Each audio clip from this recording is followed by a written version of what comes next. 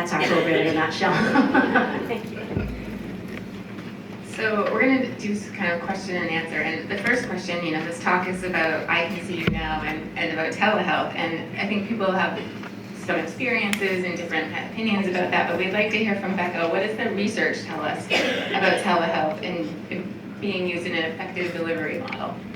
And those of you that know me know I can really geek out on research. But I'm not going to really do that. I'm not going to torture you with too much. But just a little kind of overview of kind of what we know about how telehealth is being used in palliative care. And one thing I just always like to start with is to remind everyone that telehealth is not just telemedicine. So people often use it kind of synonymously. We do telehealth and they mean telemedicine, which is that synchronous video visit where a provider is on one side of the camera and the patient is on the other and it's a live visit. That's really telemedicine. And other forms of telehealth, which people are increasingly starting to use within palliative medicine, include e-consult. So that's like a primary care doc or an oncologist who might reach out to a palliative care physician or APP or social worker or chaplain, right, if the patient's having a psychosocial or spiritual issue, to ask for advice about how to manage a problem. And then e-coaching, which is used quite a bit in palliative care through things like Palliative Care Echo that Sandy Stevens is now the lead for our state, which is really individual or group discussions between non-palliative care clinicians and specialty palliative care with the focus on trying to improve and increase palliative care skills in our primary colleagues. And also, right, we have to take a step back and say there are some significant concerns with this idea of using telemedicine to provide palliative care. So I don't know how many of you guys saw, but there was a lot of press around this man being told that he's going to die by a doctor on video link robot. This was like all over the papers, right? And so that is really a concern when it comes to telepalliative care. Is this really the right way to deliver these, what we know can be really difficult and sensitive conversations, right? And at the same time, we know for many older people, they have issues with or lack of comfort with technology, right? So tech literacy is a significant issue, especially in our aging population throughout the state of Maine. And I'll put in there, and this is where Edie and Angus King's work comes in, we have a lot of people living in the state of Maine that do not have good enough access to broadband, right? And so if we propose telepalliative care as the answer to increasing access to palliative care, we could create a new divide, a digital divide, where we had a distance divide, right? So it's something we have to be really careful about. So we did this study a couple of years ago. It was actually before COVID. So we like to say it was before telehealth was a thing, a fad. But we did telepalliative care consults with 11 patients. So this was a collaboration between our research group at Maine Health and the research group at University of Vermont. And in that study, we recruited 11 patients. They had a variety of diagnoses. Many of them had multimorbidity, you can see, which is pretty classic for a palliative care service, right, 82%. But we had a mix of mostly non-cancer diagnoses. And you can see the average age was 71, so pretty typical for both Maine and Vermont palliative care populations. 55% were women, 70% had high school or above, 45% perceived income inadequacy, 55% perceived income inadequacy, and we talked about the serious illness. About 29% would rate their health as good or very good. So it's pretty classic, I would say, for a palliative care population. Notably, 45% had an in-person prior palliative care encounter, right? So they had a point of comparison. And then we asked people after they had this palliative care visit, what do you think? Do you think that the provider that met with you over the computer was able to provide good emotional support? And how did that compare to an in-person visit? And interestingly, 100% of the patients said, yeah, it was as good or better than an in-person visit. You can see where the clinicians fall, right? 30%. Not that surprising to me, because when you talk to clinicians in palliative care about using telehealth, especially pre-COVID, when we didn't have a ton of experience with it, most people were like, you can't do this. This is like not a good format to have these conversations. But the reality is most patients actually think it's okay, and it's just as good. So it's just something to keep in mind. And then, we also looked at patients' affect. Affect is kind of a big not the way we use affect, but this is sort of how the psychologists use affect, which is like a term that kind of describes all sort of emotional states. And you make the people rank before and after how happy, angry, sad, anxious they feel, and then you do the same thing after. I'll tell you, people do not like this survey, but anyway. And what we found was that negative emotions actually decreased from before to after, and positive emotions increased. And these were typical palliative care consults. Some of them transitioned patients onto hospice. Many of them involved very complex prognostic conversations. There was nothing about these conversations that seemed easy. And I think it just points to what we all know in the day-to-day, that actually having these conversations really helps people reach that state of peace that we've been talking about. And that telemedicine is no different. And then we also did this really intensive coding where we looked at the videos and we had multiple coders watching the patient and family expression and what they were saying. And we looked for what we called empathic opportunities, meaning any statement that indicated any underlying emotion or any facial expression that indicated an emotion, both positive or negative, right? And what you can see is that there were a lot of empathic opportunities. I don't have that up here, but it was like 120.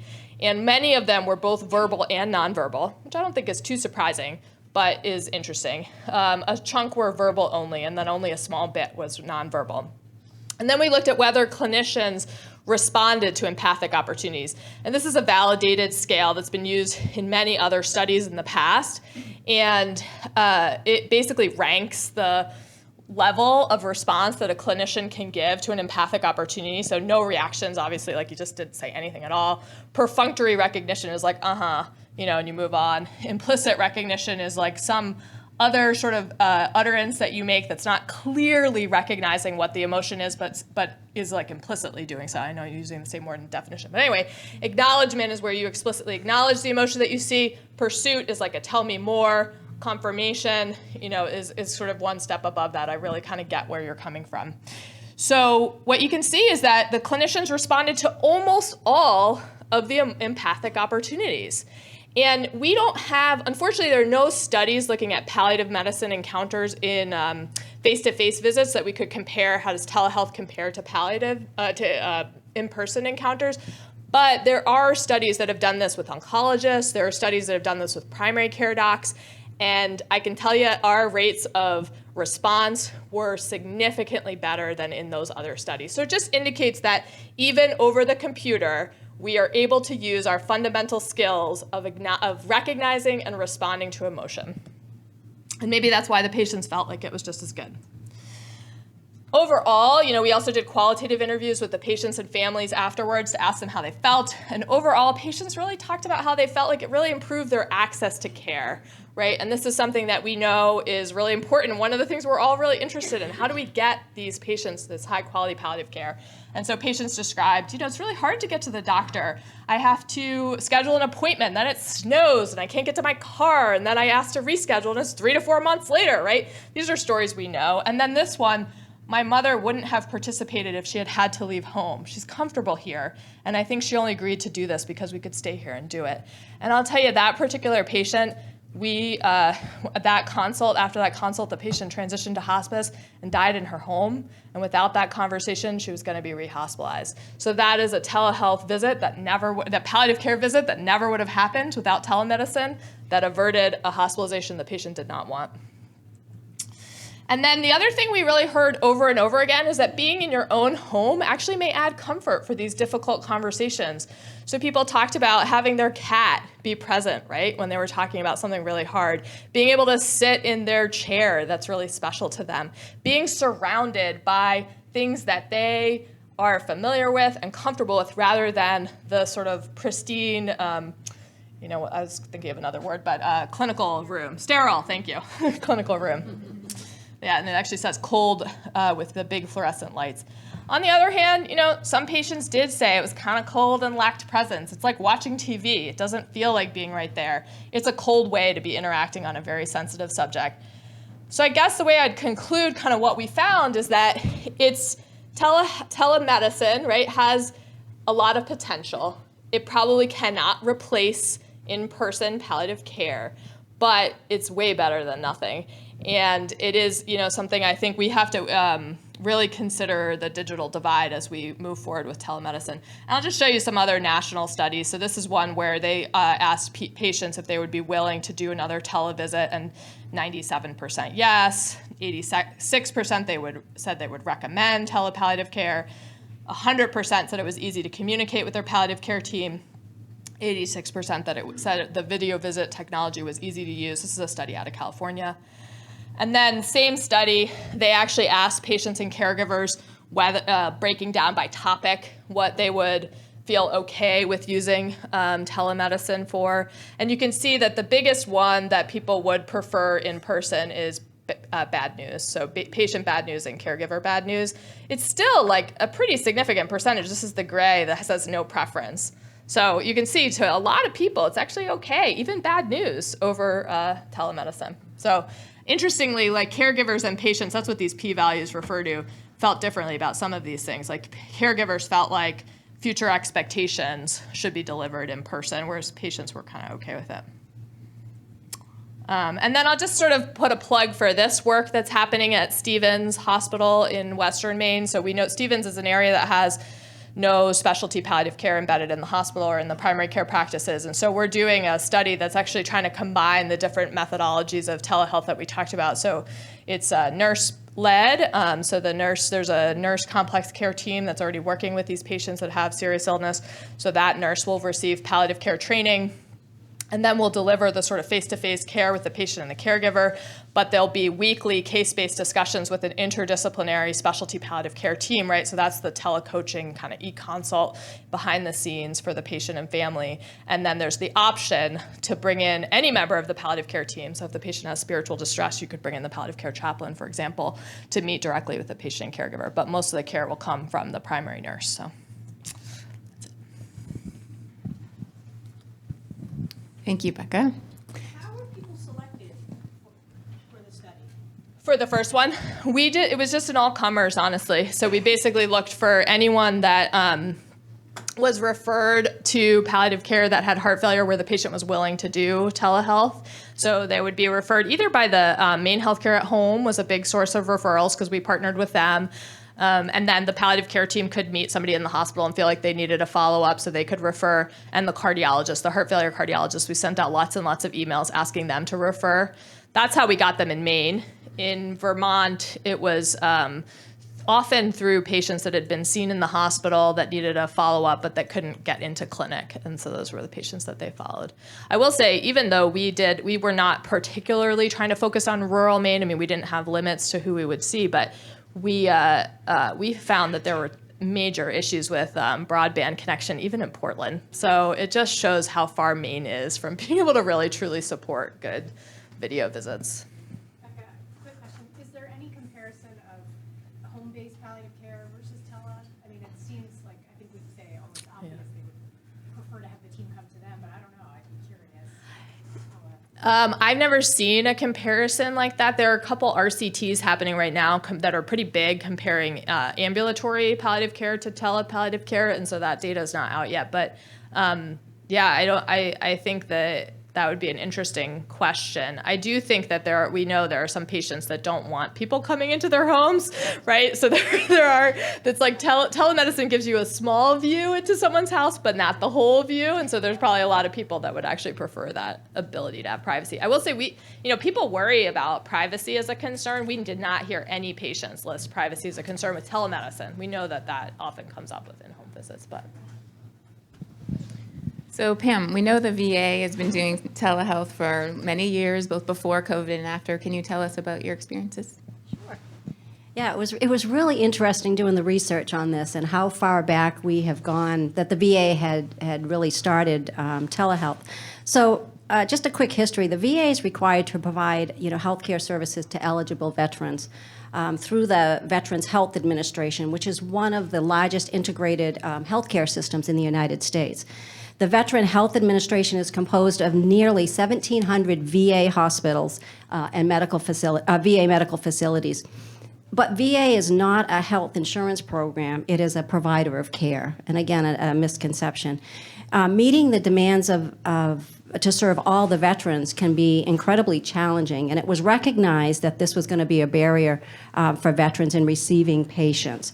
So, veterans were unable to make medical appointments in a timely fashion. They were having issues with travel because they were coming from all over. And there is an underlying mistrust with the VA medical system that we're still trying to overcome, today. There are over 9.2 million veterans enrolled in the VA health system, and approximately 33%, which actually goes with your number, the 34%, of the veterans live in rural communities. So they're older. 56% of our veterans are 65 years of age and older. They are poorer in the rural communities. 52% earn less than $32,000 a year. They are sicker with greater comorbidities. And not only travel is a barrier, but as Becca had said, the broadband service connection can be a nightmare. So in conjunction with the Veterans Choice Program and in the enactment of the Mission Act and other measures to expand services to veterans, the VA has attempted to address these barriers of in-person care using telehealth within our VA facilities. So it started way back in 2003, which is really interesting, that the VA began testing and implementing telehealth on a national scale. First through kind of a hub and spoke type model where the veterans receive specialized care at their local clinics while the providers were at a facility, a VA facility. And then in 2009, home telehealth became possible, which was really cool, and it allowed providers to provide veterans with daily case management. And then store and front telehealth was also developed in 2009, and that facilitated the interpretation of the veteran's clinical information by allowing the VA provider in the same location to assist another VA provider that's at the same location as the veteran. And then the CVT, which is the clinical video telehealth, came about in 2009. And this was groundbreaking actually at the time because it allowed the VA provider not located in the same location to view, diagnose, to monitor, to treat medical conditions for the veteran in real time via video. The episodes transpired, though, between the VA sites and the community community-based outpatient clinics, which I'll refer to as CBOCs.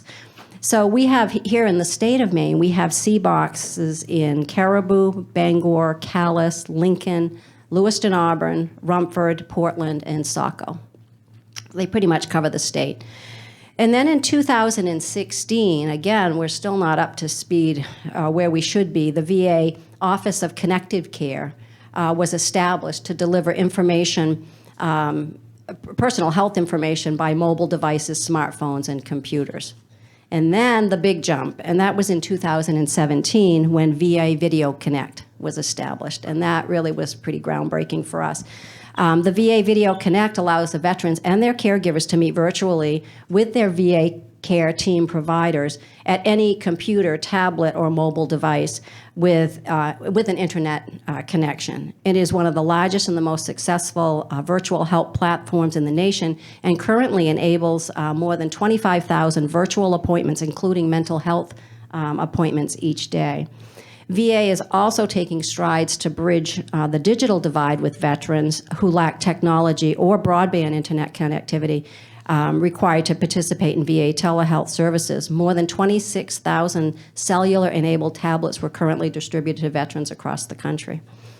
A recent review, which again goes with what Becca was saying, there was a decade of clinical outcome research which found strong evidence for safety and effectiveness of delivering evidence-based psychotherapy through telehealth for anxiety and depression across multiple settings, including Veterans Health Administration.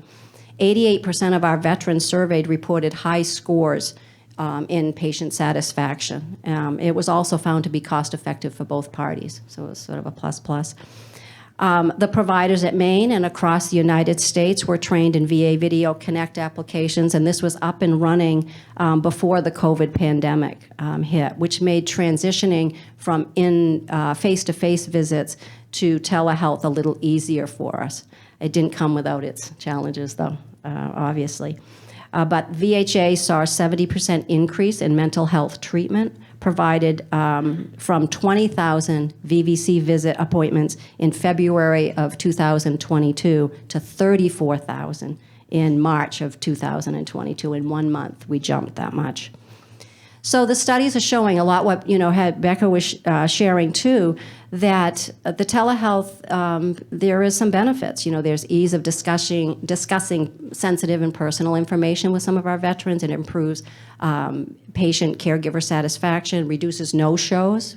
There's no wait time. It avoids travel, which is big for our veterans. Decreases disruptions to their everyday life, and it increases access to services for the underserved areas.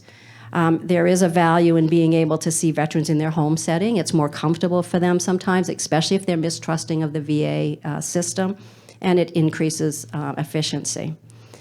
So telehealth is quickly becoming a mainstay of healthcare through the COVID pandemic, and we've noticed an increase, an exponential increase in video visits. On June 12, 2020, the U.S. Department of Veterans Affairs announced telehealth video appointments via Video Connect increased from approximately 10,000 to 120,000 appointments a week from February to May of 2020. So our providers have been quite busy out there. The rapid increase of utilization during COVID-19 pandemic will have long implications, not only for primary care, but for palliative care is what they're seeing. And in a recent survey, 90% of palliative care providers reported providing telehealth services in hospice and palliative care. This is up from 6% in 2007, so we have jumped quite a bit. And it's expected to grow from here. And again, I think, as good as it is, it's not as good as the in-person visits. We would much rather be able to see patients in the clinics, but it is better than no care at all. And we're still coming up with some of the same challenges that the community palliative cares are discovering, that sometimes it's really hard to gather that information when you can't do a direct physical exam on the patients, technology difficulties, laptops lacking cameras. A lot of our veterans don't realize that their laptops do not have cameras. Cultural, language barriers, hearing and visual impairments is a big one for us that we struggle with. Privacy concerns, the resist of multitasking when you're doing it. I know a lot of our providers will just shut things down, but there is that when you see the IM come up or you have an important phone call come through, it can be a bit of a challenge. And then the other thing that I just wanted to end with is one thing that'll be interesting to see what the studies show is on the providers. We talk about self-care, but the visual and physical fatigue with multiple video visits in a day. We're seeing, exhaustion that is almost worse than seeing inpatient patients in the clinic. So it'll be interesting to see where that goes. Thank you. I hope that answers your question. We have a question. I just have a comment. So my father was one of those statistics in 2020. He was diagnosed with bladder cancer, had multiple treatments down in Togus. We took him to Boston. He opted to no longer treat his cancer and didn't want to go see his PCP anymore. So Dr. Hodap down at Togus set him up with a palliative care physician. We had talked with him multiple times about hospice, and he didn't want to hear any of it. I'm not going to die. This is going to be fine. Even though we knew we could watch him visually fade. The doctor, and I wish I could remember her name because she was fantastic. We couldn't set up a video because he lived in Penobscot, which has no high-speed internet. And so we had to do it by the phone. She was great. She took a lot of time. She talked to him. She talked him through the whole thing. She asked him what his wants and needs were. She also talked to all of us and explained what the process was and what the services were. She only cared for him for 2 weeks before he flipped over into hospice and passed a week later. But it was a wonderful experience, and I use that as my example when I treat my own patients. So.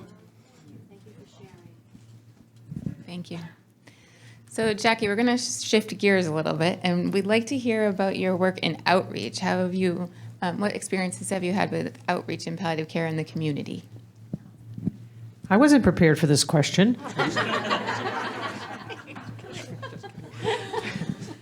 Sorry, I'm just, yeah. Anyway, how do you reach out to a rural community, you know? And so through our organization, and this is just reflective of other organizations, it's sort of like, okay, how far can you spread yourself out to reach out to people?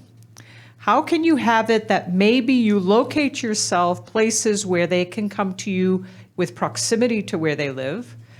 What can you do in terms of bringing yourself to do 150 miles to go see a patient and balancing everything else? So you can do it. And I mean, I was a brunette just yesterday, but since doing palliative care, my hair is white now. So you can do it, but there's a price to pay. So where do we reach out? So it is true. So it started off, I mean, I just want to say something about the whole telemedicine thing. I remember when I was a home care RN just a few years ago, we started doing these little things and they were called turtles. And it was this little modular unit, and attached to it, it had peripherals. And the peripherals were the blood pressure cuff, and it was the scale, and it was the O2, and it was the blood glucose monitoring. And it was for the heart failure patients, or it was for the diabetic patient, because of course heart failure, you know, get your weight every day, because if you gain that pound or two, that doctor's going to want to prescribe something a little different in terms of your diuretics. So it started then, like a few years ago. And then you move forward, and now we've got the technology with this telemedicine stuff that, it's the little machine, but now the little machine isn't called a turtle anymore, and it's about as small as an iPad, and it's a screen. And attached to that, you still have the peripherals, so that's a beautiful thing. But now you can actually do that by doing a video visit with the patient. You also have it right on the computer right next to you as you're talking with the patient. You have all the parameters of what's been happening over time. So you can trend it. So it's part of the conversation that you're having with the person when you're looking at the objective data while you're actually doing your visit. And it reaches out, mostly.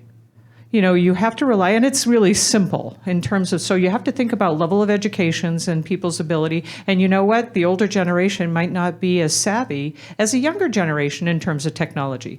So they've taken that into consideration. Any company that wants to make their money has thought about that. If we're going to have a product out there for people to use, we better make sure that it's simple, that it's functional, and all it does is you push the button, and it's as simple as that. It really is a pretty remarkable thing as we've evolved over time. It does require some good, again, we need to have, I'm sorry, Edie, but we keep looking at you. Okay, solve the damn problem, would you? Okay, yesterday, okay? So that's one thing we do. So that's one of the outreaches. So the clinics.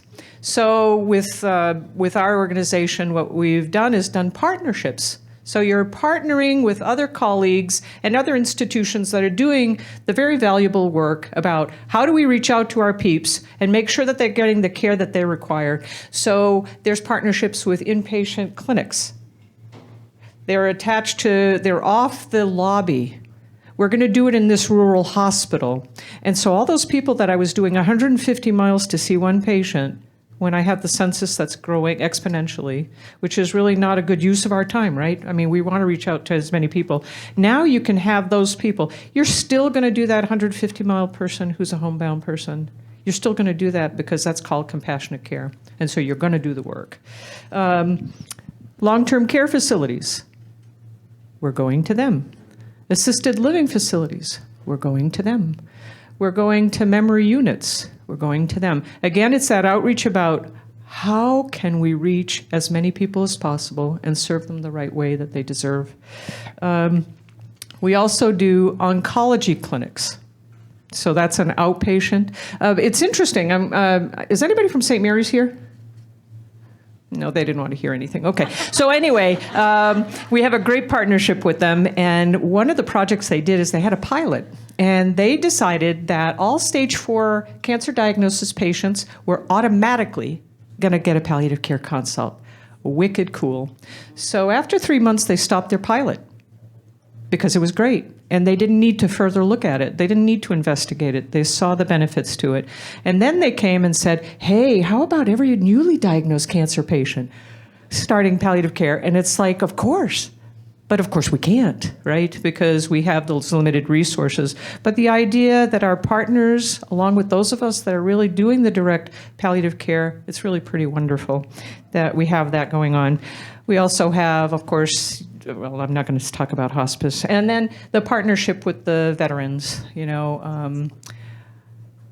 all those partnerships are going to be and continue to be the strength that us as a rural state have to be able to be successful. And you know what? We are doing it. And I know that there's a lot of challenges that we have, but I think we have a really lot of positive here. I think Maine is pretty shining. I mean, we're a shining example of how it can be done as long as we have the support for, yeah, okay. All right, okay. Okay. Thank you. So now I want to ask you, what questions do you have about telehealth and treating and getting palliative care access in rural areas? Speak up and I will hand you the mic. We have in my clinic, because we have limited access to video because of the broadband issue, use the telephone. I've been told that's going away. Is there any provisions to extend that to allow for us to continue?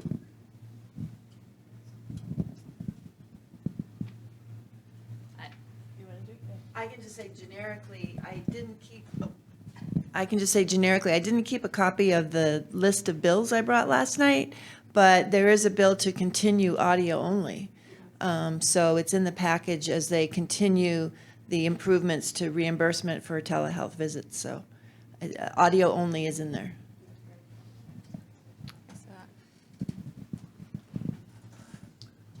So just a comment. We did a lot of telehealth up in Bangor and had to, and found it was a tremendous resource in reaching patients that just couldn't get to us. I shared the same feelings of not feeling like it was really good, but patients loving it. And somebody made a comment about it's always better to have the patient come into the clinic to see us. I think the patients, I don't think any of us fully understand or appreciate how much patients love being in their own home. I think probably if you asked, they'd be happiest if we came to see them in their home. But I think seeing them using telemedicine in their home, for many of them, is better than coming to see us. And so I think I'm finding in rural Virginia, we are growing exponentially in our use of telehealth as well, both within our system and practices, but also just all around in patients' homes. And I think it's been a wonderful tool. I still don't feel as good as when I'm sitting next to the person, but the patients seem to love it. Yeah, I think what I would say in response to that is that's what the research says, is, as we showed, the vast majority of patients love it and would prefer it to coming in person. I think, unfortunately, you do have the sort of less common patient, right, that dislikes it or complains about it, and that confirms what many of us feel, and then that makes it seem like, oh no, it's not actually that great for patients, because there's this, that's what I've seen, is that the patient will complain to the oncologist that bad news was delivered over telehealth, and they're like, telehealth really shouldn't be used for palliative care. But you're right, the vast majority of patients think it's great. And I know our pediatric colleagues aren't in here, but they talk about how telehealth has just been so incredible for their practice, and that they expect that 95% of their visits will continue over telehealth forever, as long as we continue to have reimbursement. And I want to add something too about that. COVID is a really bad thing, but you know what? The chaos created some societal change. So right before COVID, we were doing telemedicine, and okay, yeah, all right, but they really we heard from patients that they would prefer to see us. Right? But I mean, they were accepting it, but they really wanted to have the face-to-face, because I think that we Americans I don't know if it's Americans or every human being really likes that kind of connection. COVID hit, It was amazing, the response from those people, because you know what? Somebody was reaching out. They felt so isolated, and it was true. We were all isolated. And so for them, it was a safety net. And so now, sort of, we still have COVID, right? But we're not in the chaos of it. And that's what I mean by saying, I think chaos can really change. It's a societal changing moment. And we did have that. And so now we're evolving into another different model, right? And so now you have more embracing of it because it is acceptable. It was very useful, and now it can still be useful. And so now it's our approach about it, not using that as a first line approach to healthcare. I think we need to be a little careful about that, even in a rural setting, but it is a useful tool. Here's somebody. Hi, Heather Pelletier from Maine Care. We are working on a palliative care benefit model. And a question that I have concerning that in the balance between telehealth and in-home evaluations. Our understanding is that patients having an in-home evaluation on a regular basis, and the regular basis to be determined, be informed by the patient's needs. But in telehealth, addresses some of the the health disparities that, in rural places. My concern is it doesn't replace the in-home evaluation and the need for that.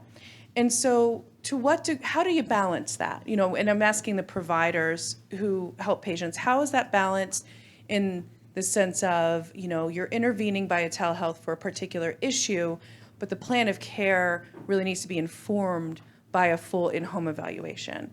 And so I'm just asking for feedback along those lines. Thank you.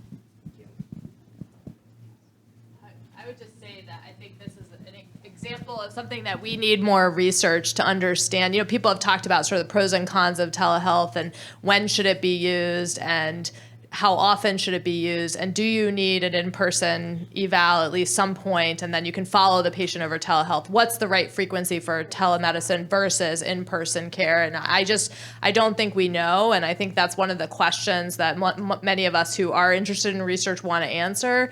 And then I would also say, of course, as palliative care folks, we understand it's always going to be individualized, right? So yes, we need to understand what's right for most people, and then we need to also accept that there's going to be individual variations.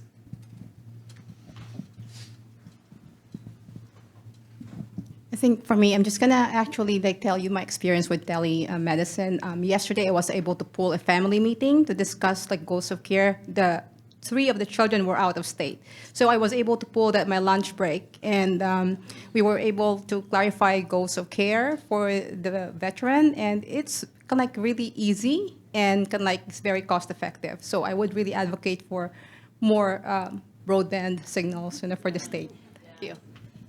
That's a great point. I think it's COVID has changed how we practice. You talked about COVID, but I think it's changed for many of us how we practice inpatient palliative medicine, right? Because I never used to think about video family meetings, and now I always do. And we often have patients with family members in areas of rural Maine they can't get to.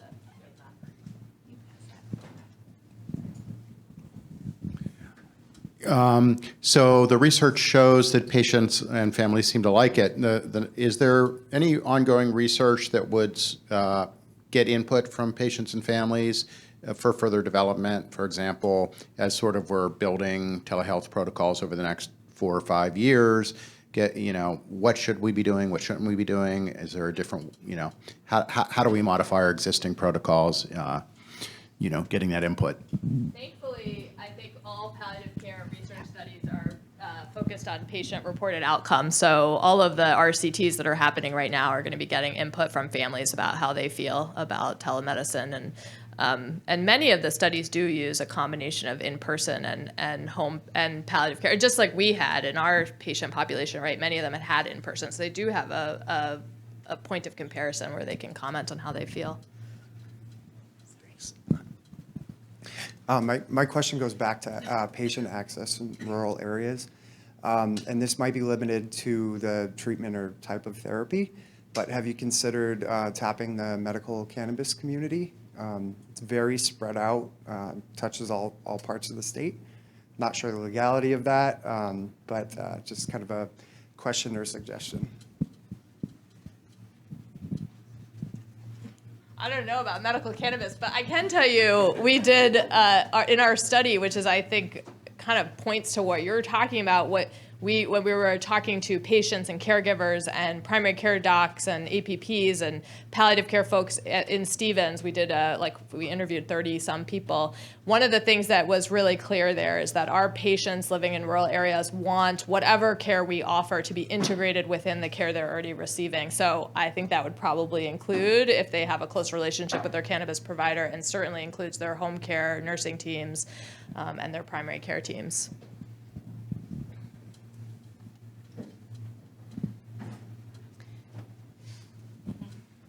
It's more of a comment, but just something that people haven't touched on. I found in the televideo conferences that it's a chance to share the patient's medical record with them in a way that they haven't ever seen before. It definitely doesn't work in every case, but to actually share our screen and have their chart up in front of them, and both showing them what we've said about them, because part of our role is to be their voice within the electronic medical record, I think. That's actually a fundamental goal of palliative care. But then also to be able to look at that cardiology report or that imaging report or that oncology report and make sure they actually understood what was said in the visit and show them what was written about them. That really changes their understanding in order to set their goals and then carry the conversation forward. So I have a question. One of the things that we often do in palliative care is assess goals of care and complete documentation, advanced care planning, maybe code status, maybe a POLST. How do you do that over telehealth? It seems like everything else in palliative care, it's planting the seed and sometimes walking away, giving them time to think about what you're going to talk about, and then coming back when it's allowable to them. And I think we have to, it's that whole thing about like, well, did you get the DNR? Well, okay, maybe it was really an appropriate question, but you know what? That's not really the sole thing about it. It really is about where is the patient at? What do they really understand? So when it comes to advanced directive conversations, so, you start by that first telemedicine visit, or maybe it's that first face-to-face, and you say, hey, I've got this form, and you know what? I'm going to tell you. I'm going to introduce you to the most American form that I've ever seen exist in the healthcare setting, and that's you're going to be able to say what you want. And, there's still that leeriness about, well, you're going to do everything for me because in America you can. And so sort of illustrate that, again, this is a way of guiding their family so that their family doesn't have to second guess, so that what you're doing is you're helping them with the burden of just not second guessing themselves. That's usually another good point, too, for people, because that is a worry for a person. And then after that, it might be, so I'm going to leave this form with you, or I'm going to send the form to you. And the next time we connect, if you would like to have a conversation about this, I'm going to be happy to take the time for you. I'm going to let you know that I am not going to give you my opinion. This is solely yours, and I'm happy to help you with that. So leave it at that. So it is either that I'm going to mail the form in, I'm going to show them the form over telemedicine, I'll highlight the key questions in it, and then let it go, and then revisit it. Certainly, I'll ask the patient during that first visit, is this something you would like to do today? I do offer that, of course, because I don't want them to, think that, oh, well, look at her. She's not doing her job. She's going to wait till later on. And then they're going to call my boss, and it's like, oh, sorry.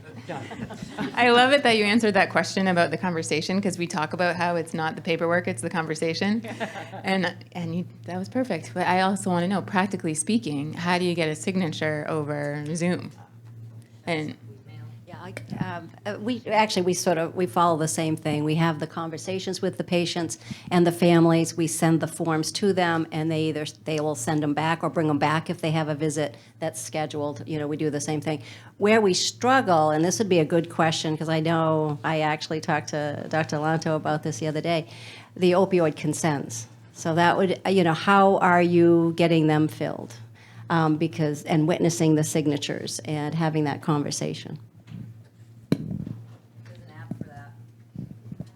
who said that? There's an app for that. OneDrive.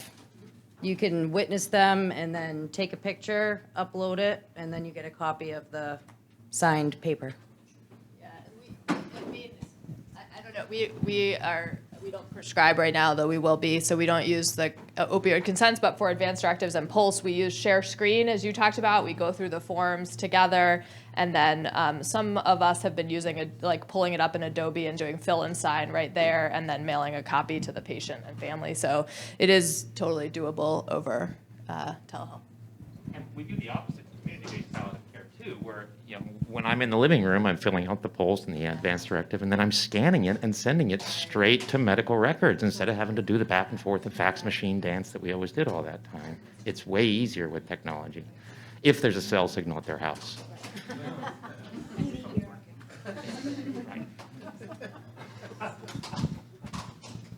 Any?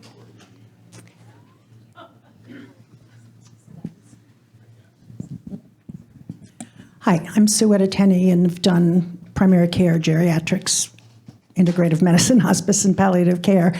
And I wanted to check, at one point, there was a problem if the care was being reimbursed by Medicare to do anything related to marijuana and anything along that line. Is that still the case?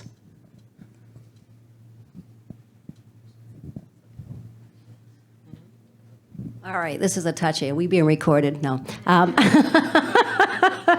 Of course, the federal regulations are very different than the state regulations. Do our veterans use medical marijuana? Absolutely. So I'll put this out to Dr. Lanto too, what we do. We basically, if they are using medical marijuana, if we're doing a UDS, a urinary drug screen, we may not monitor for that because it's a given, and it is legal in the state of Maine. But do you want to comment a little bit more on that? It's very different in the government. So at the federal level, marijuana or cannabis is still not legal, but our pharmacy department, they're okay right now. They're kind of lenient. So what I do, and if I check for urine drug screen, I kind of leave that alone. Like I don't actually add that to the urine drug screen because I don't want somebody to come back to me later on and say, hey, your patient is using marijuana, it's positive, and you're still giving the opioid. So that nobody will just check it because they say, it's okay because it's legal in the state of Maine. But I don't want, somebody to scrutinize me and say, you saw there's a positive, THC there, and you're still giving the patient opioid. Usually patients who have cancer, it's okay, but so far nobody has run after me at the VA. You can run faster. So I want to make sure we end on time because I see they're setting up lunch. And in the spirit of Jerry Powell, does anybody listen to that podcast? Oh, I'll hold on that. I just feel like I need to say something about broadband. For those of you who weren't here last night, my name's Edie Smith. I work for Angus King, who obviously, for those of you who have lived in Maine many years, when he was governor, he was beating this drum that Maine needed high-speed internet, and he put into the hands of every seventh grader back then a laptop. But there is good news, and it's a combination of Governor Mills' administration making this a priority when she took office, demanding that every household in Maine be hooked up by 2024. And then when COVID hit, we had two packages out of DC, the ARPA money and then the recent infrastructure money, both providing large pools of money to every state. So Maine is getting about $450 million for broadband to hook up every house in the state of Maine. And it's going to be funneled through one agency, the Maine Connectivity Authority. They already have, I believe, a website up and running. They're basically going to work with the towns.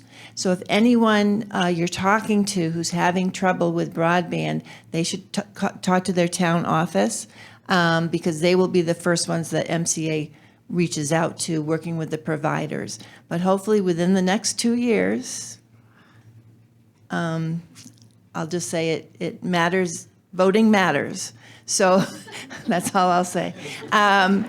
So hopefully in 2 years, every house in Maine will be hooked up. So big thumbs up, Jackie. Big thumbs up. So. Oh, I did want to add, I'm sorry, I did just want to share, I am a telehealth patient at Northern Light. I suffer from migraines, and I love my telehealth appointments because I can do them in my office. I can shut my door. I don't have to ask for the afternoon off. I can have my wonderful conversation with my provider, and it's a lengthy conversation, and it really works for me. So I'm a big telehealth fan. Thank you. So what I was saying about Jerry Powell, they start with singing, which we didn't do, but no, we're going to end with, they say, if you had a magic wand and you could fix one thing, what would it be?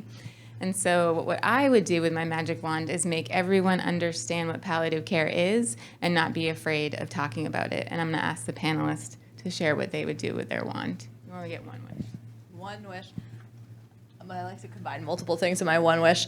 I would increase resources and staffing, right? Because telehealth, you can't do telehealth if you don't have the staff on the other side to provide it. And then with that broadband and also tech literacy, we have to make sure that people have training to be able to do the work, to be able to do the telehealth.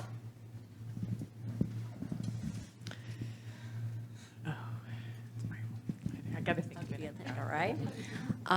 Let's see, my wish would be I would love to see a universal palliative care team structured in a way that embraces the interdisciplinary team approach, as well as a payment system, a comprehensive payment system to pay for.